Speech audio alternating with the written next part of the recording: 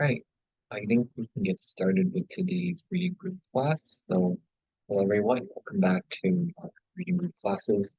Um, I don't think there were this class for the past 2 weeks, but it's good that we are able to come back to weekly classes now. Hopefully you guys can hear me. Just started recording in case anyone's missed the class and would like to watch the recording. Um, but nonetheless, we're going to jump right in. Um, And so the topic we're going to talk about today is just in general about education and kind of education systems. So we'll begin with just a brief discussion of what we know about the education system. Um, and here's some questions to keep in mind while we talk about this. So does anyone want to kind of start us off? Just maybe try to answer the question, what do you guys know about education system in Canada? Why do you think it's important to learn about the education system?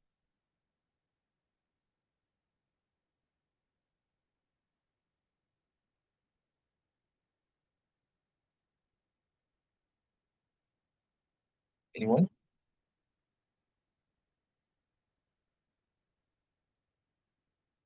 Okay, Andrew, why don't you start us off? What do you think?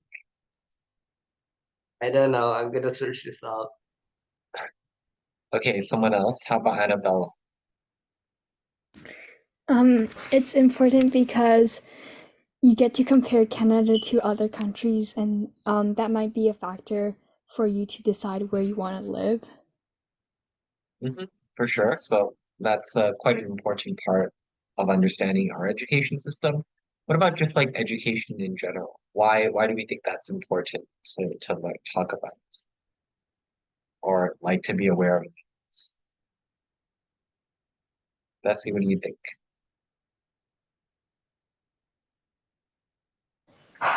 I don't know. Okay, well, maybe if I phrase it in a different way, you guys all go to schools. You guys all are getting educations right now. What do you think is the purpose of your parents making you guys go to school? Elena. I feel like it's important to go to school because one of the biggest reasons is the socialize. Like homeschooling is quite popular with like the richer bunch, but it's when the child goes out to society, they'll probably have a harder time interacting with others. And a lot of stuff we learn at school can already be learned at home, but it's more of a social norm. And plus, you can learn more stuff and learn cooperation with friends and building teamwork. I think those are all really good points. I like how you didn't just talk about like the academic parts of school because you can get that homeschool, but I think the social part and like having experience interacting with other people at school settings is really important. So really good. Annabella, you also had your hand up. I was gonna talk that it helps us like be successful. In what ways? For example, like she said, like social skills, like to interact with people in the workplace, and like basically you just get to gain more knowledge to help you in other countries too. Like for example, like math, like it's basically the same in the U.S. Yeah, exactly, for sure. That's also an important factor of education and schooling in general. Good. I think in that case, you guys have all given some pretty good answers. We can move on. We'll briefly just go through this. Like you guys know how the education system works. You guys have all gone through elementary school. Probably some of you guys are taking a secondary education right now. And then you guys will probably look at some sort of post-secondary education. Um, but there are also many people who don't necessarily go into post-secondary education. So they kind of just go to get a job or enter into the workplace immediately. So this is kind of where paths diverge. But in general, at least the Canadian education system requires most people to get 12, to go to school until grade 12. Okay, so this is not like, I don't think this is that like big of news to you guys. You guys probably are quite familiar with the education system. What maybe we are not so familiar with are other education systems. So I think what we can do just to start us off, we'll do something a bit interesting. Is we'll do a research activity where I want you guys to choose another country, maybe one that's like a bit less well known, to you, like from your personal knowledge.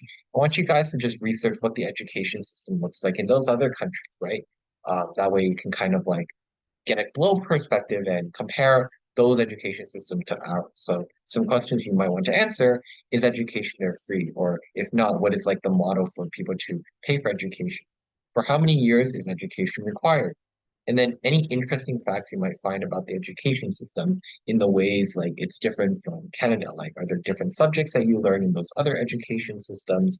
Um, how is school structured in those education systems? Okay, hopefully this makes sense to everyone. If you guys have any questions, feel free to raise your hand or type in the chat your question. Otherwise, I'll give you guys like 5 minutes to do this, and then we'll come back and we'll get everyone to share. All right.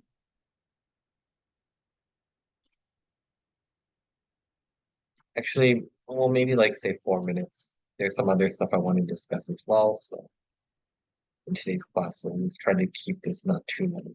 So 4 minutes.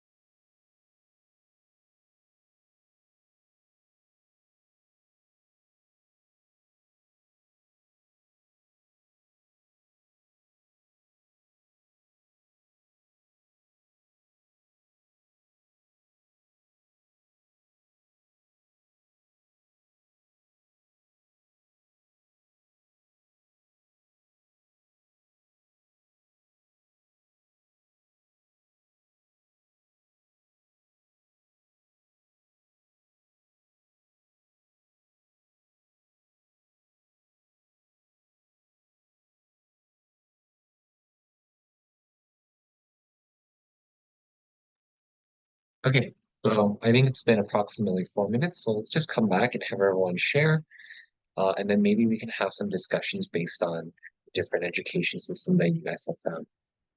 Okay, Who wants to volunteer to go first? Alina, sure, go ahead. So I found out that in the country I chose was Russia, and apparently, education is mostly free, and even university level education is free. But apparently, you have to make reservations, so not everyone can have it for free.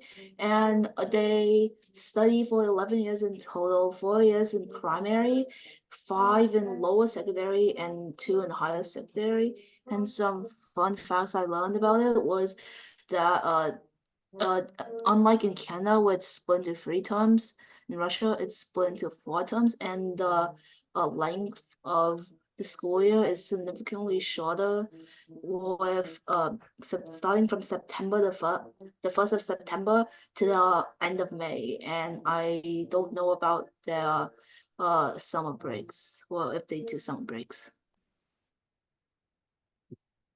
Really good job, Alina. So, actually, this length of the school year then is probably like pretty similar to what it is here in university for Canada, because our school year also starts in September and then ends at the start of May. So that's quite interesting. I also think the part about post-secondary being post-secondary education being free is quite interesting. Maybe that's something that more colleges in Canada can consider adopt. Andrew, yeah, go ahead. I did Greenland. They have 10-year primary education.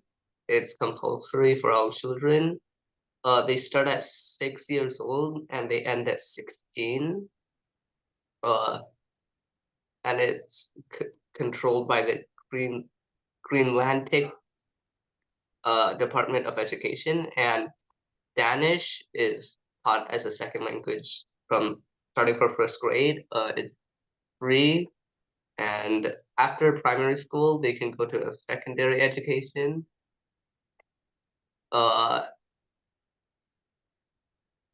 in either a high school or a vocational education. Uh, yeah. Okay, that's really good. I think there again, thank you for that, Andrew. I think there are 2 points here that are interesting. The first is Spanish being taught as a second language. I think that's something maybe is a bit unexpected. And then the option to go into high school or vocational education probably sounds really interesting as well, right? So, or Danish, sorry, not Spanish. Okay.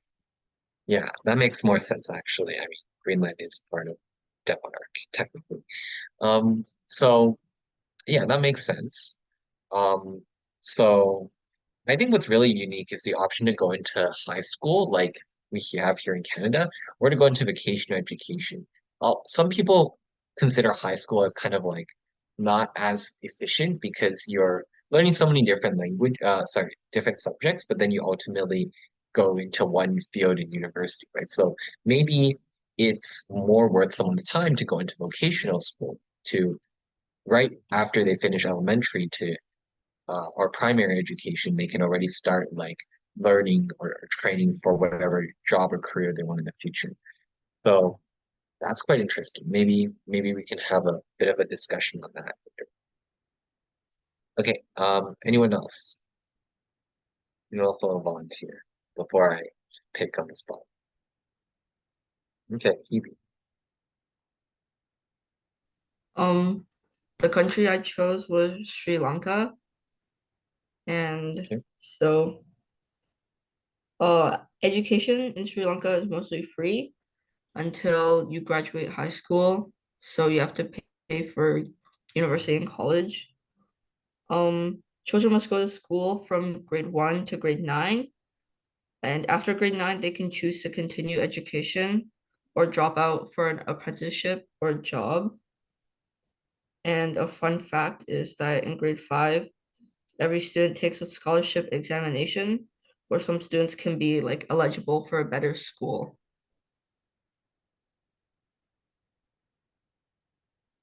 Okay, really good. So thank you for that, Huey. So similar to Greenland, there's a lot more options for I guess, Sri Lankan students after they finish grade 9, right? So usually at this point, you would expect, oh, you're just going to go to high school in Canada, but here they can drop out and pursue an apprenticeship, which again, I think is really similar to the vocational school example in Greenland, right? Where you just already start training for and focus on a specific skill or career that you want to go into. And then the scholarship exam, I think, is also quite an interesting feature of this system. Okay, good. We have two more people, right? So Annabella and Bessie. Yeah, okay, Annabella, go ahead. Okay, so I did France, and education is typically free, but then there are like still some private schools in France, just like in Canada, and like children between the ages 3 and 16 years, they education is mandatory for them. So I guess they would have like 13 years of mandatory schooling, and then for a fun fact is that French schools, like they have like a longer school day compared to our school day in Toronto.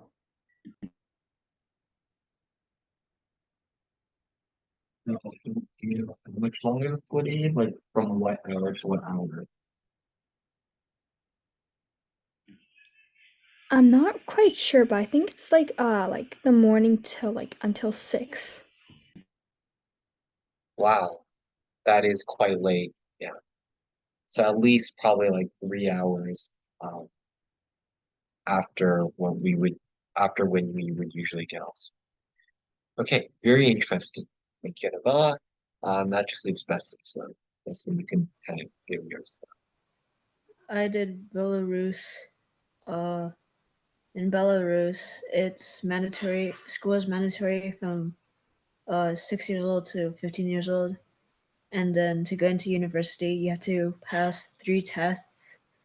And in the school like term and holidays, basically it's September to June, and there's like seasonal holidays. Like every season, there's like a week of holiday, and then uh in Belarus, a lot of schools are in Russian. Like they're taught in Russian because Belarus is like bordering Russia, and it's education is free until like university.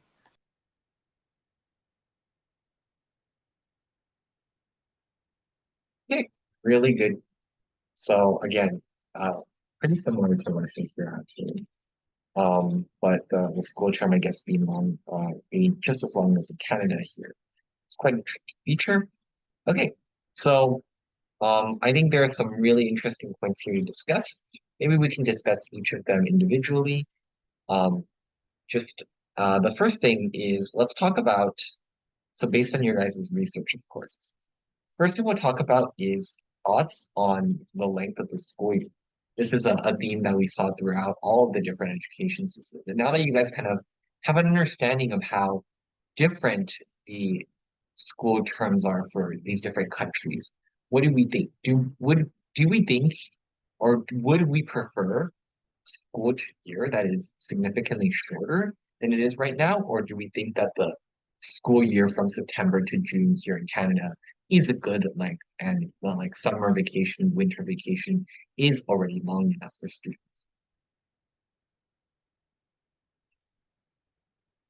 Okay, anyone have any thoughts? Kiwi, go ahead.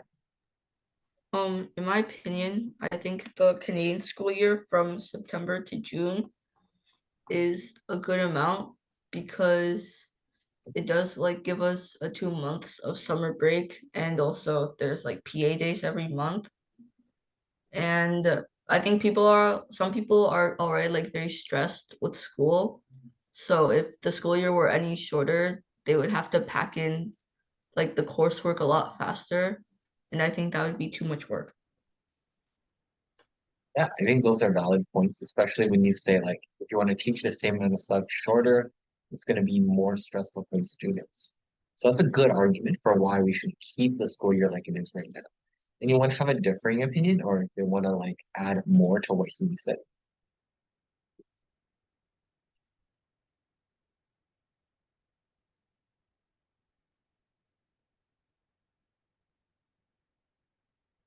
Okay, let's hear from Andrew since you're the one who actually did the research on this show. What do you think? I think it's pretty good. Um, it it has like a large chunk of your early life, but that and it starts a bit later, so you actually know you like know how the world works a bit more instead of like your head is basically an NPC. Um, you get taught a second language just like Canada. Um, and you can go to a high school but unlike Canada, you also have the choice of going to a vocational education. Yeah, okay, yeah. Sorry. I meant to say you did Greenland, not Russia. The question is about the length of the school year. So it's not necessarily about like whether you should we're gonna discuss this afterwards, but right now we're talking about do you think this current school year is long enough or should it be shorter? Uh, I didn't find that information, but Oh I no, guess I'm asking just for your opinion on this.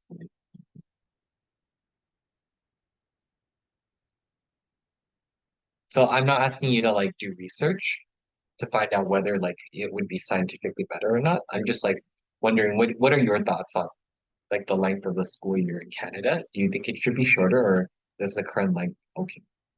I think it should be a bit longer, but then add more PADs in the middle because right now summer is feels extremely long and then the school year is really painful. Doesn't there doesn't feel like there's quite enough breaks in the school year. Yeah. Yeah, that's a fair counter. So perhaps there should be more regular breaks or we could shorten the school year. And I mean, I think a fair counter argument to the idea like, oh, this is going to make it more stressful is like you can just reduce some of the content that you teach. So just teach less content necessarily. If it means like it'll be less stressful for the students or whatnot.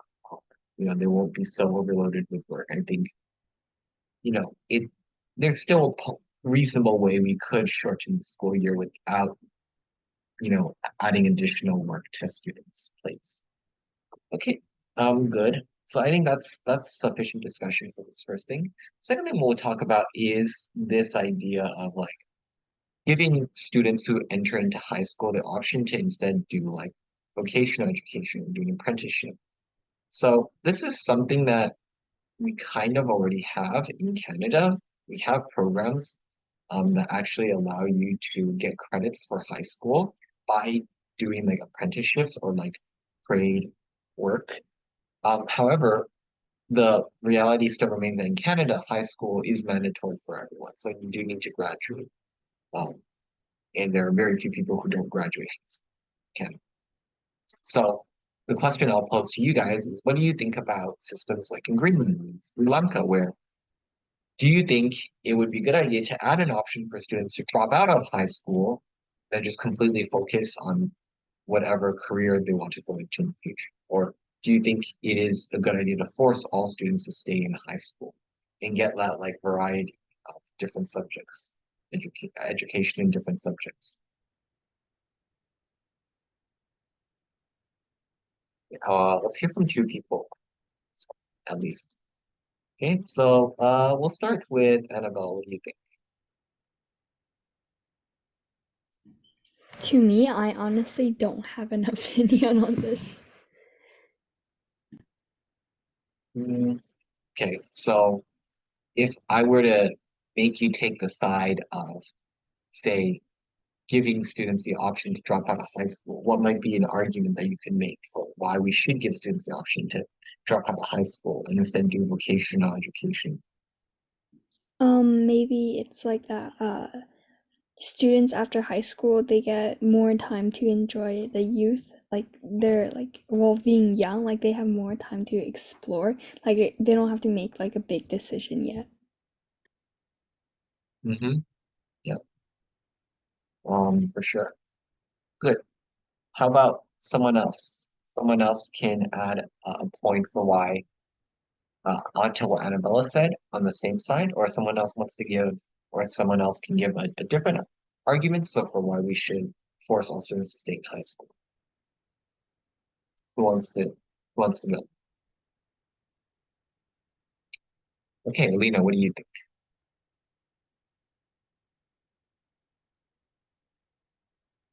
The one for Greenland. Um, so my question is more of like a general question. It's just, do you think in Canada, like, or sorry, not in Canada, just in general, do you think we should force all students to go into high school and finish high school? Or should we give some people the choice to drop out of high school and just go into vocational education, which is like you just get work experience and study in the specific career or the field that you want to go into? I feel like we should make them go to high school because a lot of kids they drop out before they even have a chance to learn about things. And even if you want to get like into something like racing or music, you still need some preparation to make sure you'll actually do well in the outside world. And high school is just really just another step in education. And what like the stuff you learn in elementary can only bring you anywhere in life, and high school can really be like it doesn't mean you have to be full-time high school, but you can learn a lot from high school and you can also get a job part-time, so it's a really good learning experience. Yeah, for sure. I think you mentioned some really good stuff there. Stuff about being a good learning experience, about kids not knowing how important high school could be, right? And then you also mentioned the element of like social interaction, right?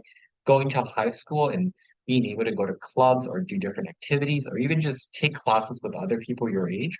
I think it's a really important part of your childhood and growing up. So those are all benefits of high schools that kids might not realize. So if you just give them the option to just go into vocation immediately, they might be missing out on a lot of things.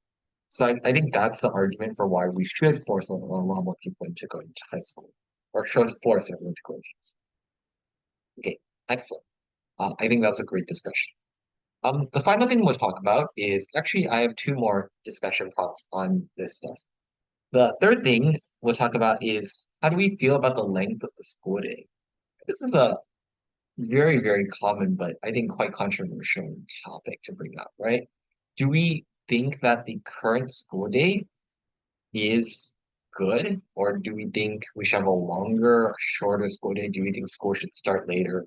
What are our thoughts on this? We'll start with Andrew and then we'll do Annabelle. I think school should start much later because my school starts at around 8. A lot of my classmates take buses. They also have to get ready. So a lot of them, and me included, a lot of us wake up at like 6:30, 5:30, and then uh, to get the right amount of sleep, we have to be falling to asleep at around 7:30 to 8:30. But then when we get home after school, it's 3, and then we have to do some stuff, which will usually bring us well beyond that 8:30 mark. And the schools are like, you need to get enough sleep, but then it's kind of impossible to do that when you have to wake up so early. For sure. So there might be an element of stress or, students being tired when school starts early. We can definitely change that. Annabelle, what do you think? For me, I personally think that it's like just the right thing because like for me, my school actually starts at 9 and then like it ends at like 3:16. So then I feel like that it kind of basically balances out because like like we would still need time to do like our homework and like extracurriculars and have classes, because like take France for example. So like if we leave school at 6 p.m., like we might not have enough time to do what we need, like do homework, like take classes and eat dinner, or like just do the things we want. So like right now I think that it's like perfect. Yeah, I think that's a totally balanced approach to this, right? So maybe it's necessary to start school a bit earlier in the morning so that it doesn't have to like last so long, like until 6 p.m., right? Um, and this is like something you'll see in a lot of countries as well, not just in France, right? But like countries like in China where either kids like they're forced to stay until like very late at night at school, or they just do so voluntarily because they're like studying, and the atmosphere is so competitive. So you know, I think, a lot of us may complain about, the current schooling day in Canada and like how it's so early, but it's actually quite light compared to all of these other schooling systems around the world. So I think this is again the benefit of us doing this research activity and understanding the different like perspectives of education in these other countries. Okay. The final thing we'll talk about, I think this is an important discussion. It'll go into some of the discussions we'll have later, is this feature of the Belarus education system, right? Passing tests or writing tests to get into university.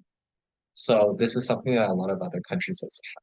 Most famously, in China, there's a mandatory Gaokao, which is an 8-hour test testing you on a variety of subjects that all students are forced to write in order to be admitted into a university in China. So, what do we feel? What are our thoughts on the nature of having these mandatory tests to get into post-secondary education? Do we like it? Do we dislike it? What do we think are the benefits and the drawbacks?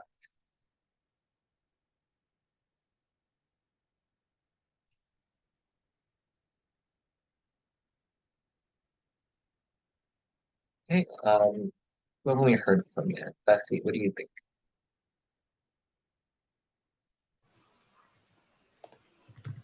Uh, I don't really have any thoughts of it. Okay, well, I'm gonna assume that most of you do want to go into university after high school, right? Would you personally prefer if you had to take mandatory tests to get into university, or do you think no, we shouldn't have tests to assess people's skill level before they get into university? So if I were to ask you personally that question, what would you say? Yes. Uh, I mean, mandatory. I guess because there's already like a certain level of skill you need to like pass the courses in university. So if like you couldn't keep up, they just want to make sure that like you're able to follow the course material and that you actually have like a vested interest in taking the course. Okay, so I think you're kind of making the argument. Yes, we should have this to screen out potentially people who want to go into university that aren't prepared for the challenges or the rigors of those university courses. So having this test is important to make sure we do select the best candidates to, succeed in university. I think that's a totally fair argument.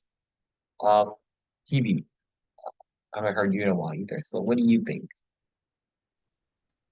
Um, I think that like a mandatory examination would be, I think, more work on top of like an already like busy senior year. And it's just like testing stuff you already know. All the subjects you take already have final exams. So I think it's a little bit of like a waste of time. And you already have to like pass your exams. So there shouldn't be like one big general test. Yeah, that makes sense. So I think a good argument that you make there is, um, well, look, you already have to pass your high school courses. You're already getting graded on your high school courses, and that probably is another factor that universities consider. So I think you're saying, if that's already a sufficient factor to determine who is well suited to university or not, then we don't need additional external exams like the Gaokao or like the SAT, for example, is a really big test, standardized test that a lot of American universities look at. Not so much in current years. It's been changing if you've been looking at the news, but definitely in like the past like 50 years, it's instant. So yeah, that's great arguments. Okay, fantastic. So some great discussions on these various education related topics. Let us move on. Okay, so something that also was brought up in some of the education systems that you guys researched is the payment system of education. So, in most countries, post-secondary, so university and colleges cost money, but even in some systems, you have like for like primary to secondary education, you have private and public schools. For public schools being schools that it's free for everyone, it's funded by the government. And private schools are schools where you have to pay a tuition, you have to pay a certain amount of money to enroll. Okay, so let's talk about the benefits of and the drawbacks of public versus private schools. Um, Actually, so first of all, out of curiosity, who here goes to a public school? You can just raise your hand if you go to public school. Okay, 4 people. Okay, so Bessie, am I right in assuming that you go into private school then? Oh, sure. No. Oh, everyone goes to public school. Okay, so let's talk about first the benefits of public schools.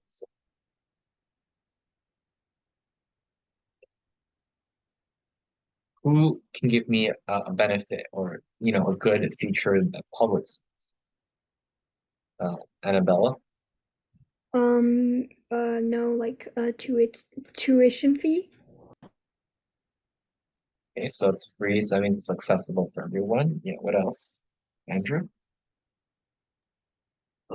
There's much there's much more people there, so you can like uh, what's the word? Interact with them more. Interact with them more for sure. What else?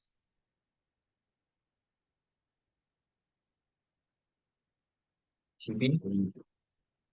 Oh, the curriculum is like written by the government.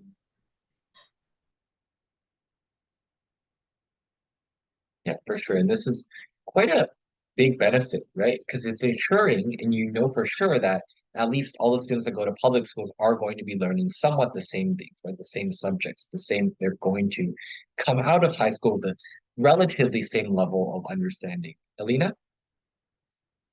In private schools, there's a lot of comparing how rich you are, but public schools, everyone's more chill and laid back.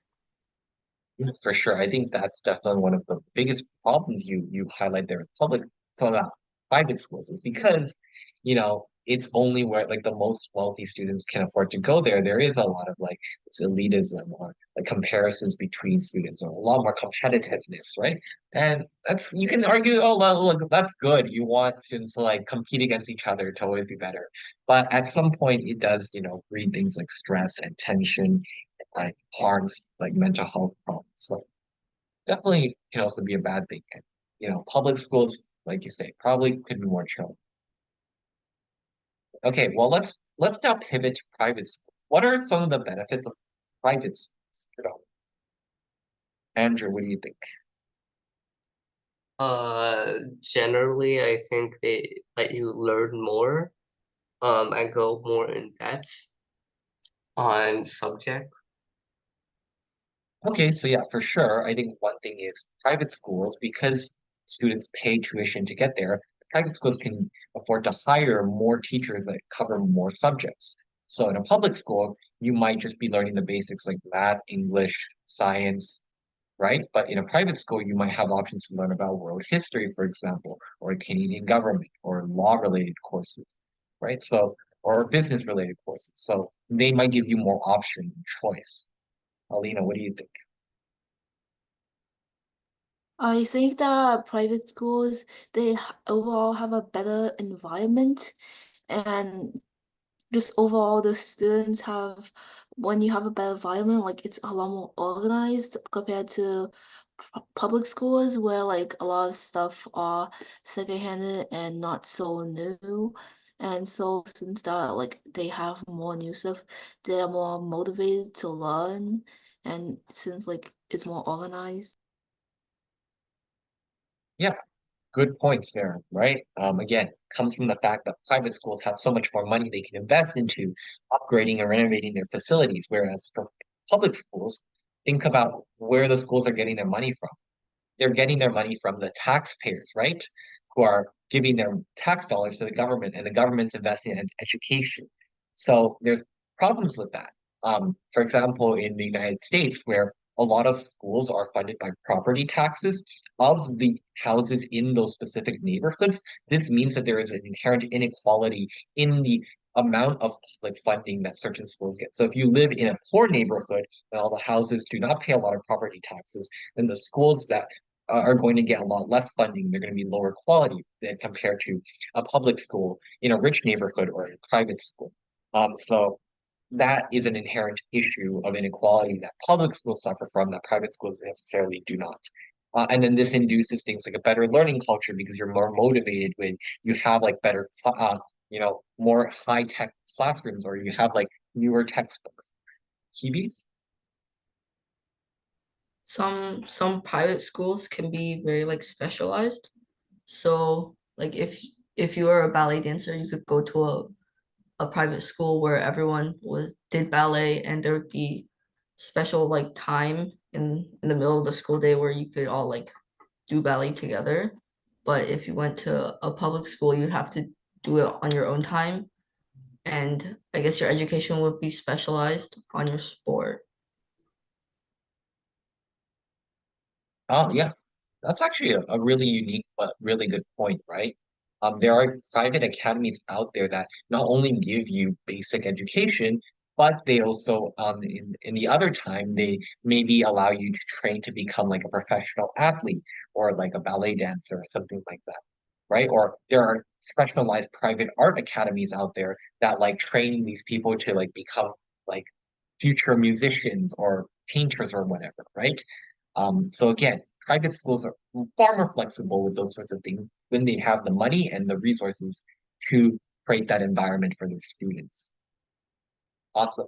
So I think you guys cover a lot of the general, or you guys are really good at identifying the benefits of both private versus public schools. Um, ooh, okay, we're gonna move on to another subject that's quite contentious. And we already briefly touched on this earlier when we talked about tests to get into university and college.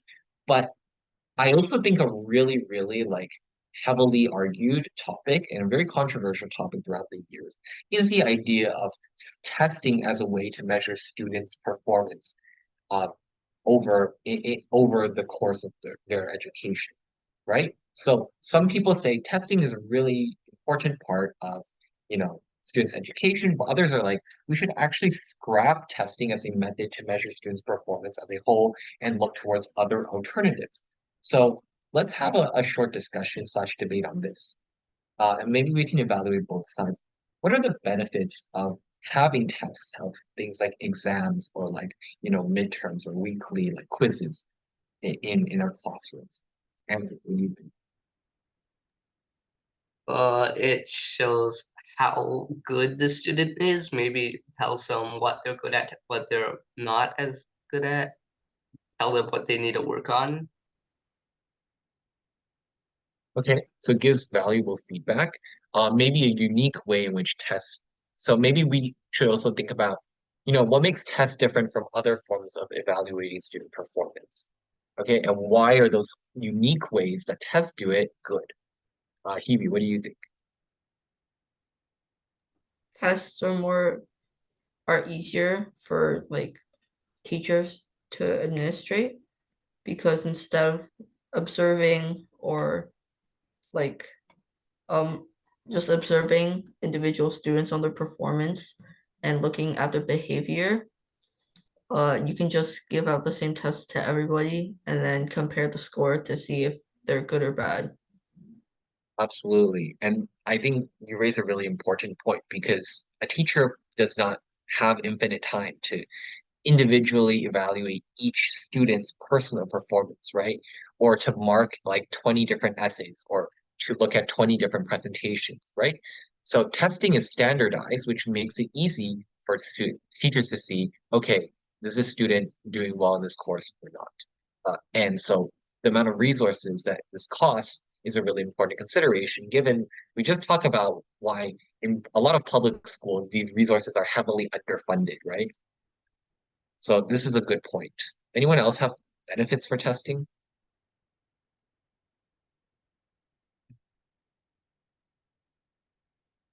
Okay, maybe let's move to, oh, Annabella, go ahead. You know, like how some jobs require you to think fast, like or like be less stressed during like situations. So like I feel like that testing might really help because like it determines how the student will do like under stress. Yeah, I like that. So it's a good point, which kind of flips a really common criticism of tests, which is to say, oh, studying for tests or exams are so stressful. When you write these things, you're going to be so stressful. Like, why should we stress students so much? But the reality is, like, you're right. In like real world situations, like when you do an interview or when you're actually working in a job and you have to respond to like customer complaints or something, right? Or you have like a really urgent project you need to get done, being able to manage your stress and to work under pressure is often a really important skill. So good for schools to train this at a young age to build up this skill over time. Let's talk about drawbacks of tests. What may be some common criticisms of tests as a method of evaluating student performance? Alina, go ahead. Many times tests might be like really make you really nervous, and just because you might be in a bad state, let's say you got mad at a friend of yours on the day of the test, you like you might be like you might not do as well as you usually do, and there's a lot of many ways you can assess a person other than tests, like doing projects over a course of time, because even if it really measures your capability of managing your time, which a test does not do, because if you don't finish it, it'll just be marked as incomplete. And it also gives you more of a overview of someone's work over time, because tests are only during one period of time and it's hard to get like distracted. But if you give something long uh to a student to do, it really tests their overall patience and time management. Yeah, I really like that. So I think there are 3 points that you made that are really good. But I think the biggest thing against tests is, some students don't, learn very well just by memorizing. They might forget under pressure, or, when there's a time pressure, they might, forget what they're doing, sorry, what they learned, right? So there are many reasons to believe that tests do not truly measure student skill, and that's a problem because if you're trying to give them feedback, for example, or you're trying to, tell their parents what students are struggling in, you can't actually know if these students are truly struggling just by giving them a test under pressure. But then the other thing is like, there are other ways that are better to assess students, right? So like presentations or group projects, look at their collaboration. You don't really get that when you assess them through tests or things like that, right? And then the final thing is like tests are short term. So it doesn't measure things like time management. But I think also more importantly is that tests encourage students to cram a lot of their knowledge and only like put it into their short-term memory, which means they don't actually truly gain like a good, strong understanding. And I'm sure a lot of us can relate to that, right? Like we just like study for the subject like 1 or 2 days before the exam, and then we forget all of the things we learned right after the exam is over. That's a really big problem with tests. Fantastic. I hope I'm not talking too much, but you guys are giving some really good points. I just wanted to really expand on what you guys said. Okay, fantastic. Ooh, okay. I think we're gonna round off our conversation for today with something a bit more recent. Okay, so I don't know if you guys have seen articles or news stories, but there's been a lot of discussion and controversy on technology in class, specifically on the rise of things like artificial intelligence and large language models like ChatGPT. So I'm not going to ask you guys to read these articles because they're quite long and we frankly don't have enough time. But to give some context, there are some people who think that we should allow the use of AI in classrooms for students uh, to learn and also to use them in their assignments. There's some people who are really strongly opposed to the use of artificial intelligence. So based on what you guys know about AI, we did talk about it in previous weeks. What are your thoughts on either allowing or not allowing the use of AI in the classroom in education? Annabella, what do you think? So, the world is basically evolving. There's more things to do with AI. So then, by allowing like students in a class to like learn how to use AI, I think would benefit their future by a lot. Mhm. So, that's good. I'm gonna ask. I'll let you think about it some more, but I do have a follow-up question for you, which is, how do you think allowing the use of ChatGPT or AI in classroom would benefit students' learning? Okay, so think about that, and I'll get back to you. Andrew, what do you think? I think that it should be allowed, but it should be regulated and make sure it's not used to just write the entirety of your project out. It should be used to help in a certain way, but not do anything more. Excellent. I think that's a fair point. So, uh, like for example, a lot of people are fine with the use of AI to help students better understand the content that they're working on, right? You can ask AI certain clarifying questions if you don't understand a math concept or a formula, or if you're reading like a story and you want the AI to like help you understand the main message of the story or the plot, right? AI is really useful in that way, especially because like there's only one teacher but 30 different students. So if the students can ask the AI instead of the teacher, it facilitates the learning. But definitely regulating to prevent things like cheating or using the AI to plagiarize or write your whole essay for you. Those are like probably no one would agree on that, or no one would support that. Hebe, go ahead. Um, I don't think AI should be allowed because a lot of my teachers have talked about it and they said that you can use it for brainstorming or something, but you can't like use it to write your final assignment.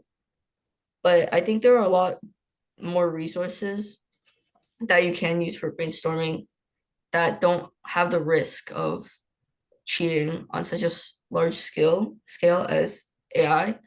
And also there's no like regulation on whether or not the information AI gives you is correct. So you could be basing your assignment on something that isn't even true. Yeah, and I think the last point you raised there is actually a fascinating point that this first article goes into. Now, in this first article, um, a professor at the University of Pennsylvania actually gave ChatGPT a final exam for one of the courses he taught, and he would have graded the AI as having a B. So yes, that means the AI would have passed, but it definitely does suggest that even if AI is able to give you the answers, the quality of the answers the AI gives you probably is still not 100% the best, right? So there are still reasons to believe that students would still need to study more on their own before they could, do truly well in a class, right? So AI isn't like AI wouldn't completely be able to do all of the works. So that's an interesting point that you make there, Hugh. So thank you for that. Anyone else want to go? If not, we will circle back to Annabella. Okay, Annabella, speak now. Let's see what you think. Wait, can you repeat the question one more time? I just want to make sure that like I got it right. So you mentioned how like technology is evolving, right? So in what ways do you think technology and AI would benefit education in the classroom? Okay, so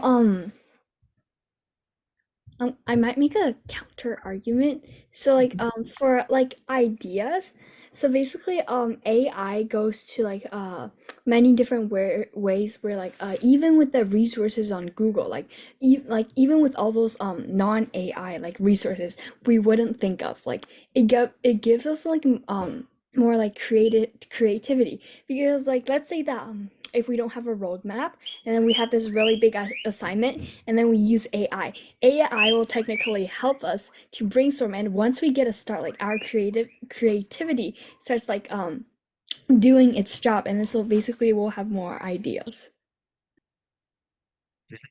Okay, so you're saying that AI helps us, further our creative thinking and creativity, or are you saying AI actually stymies our creativity by doing thinking for us?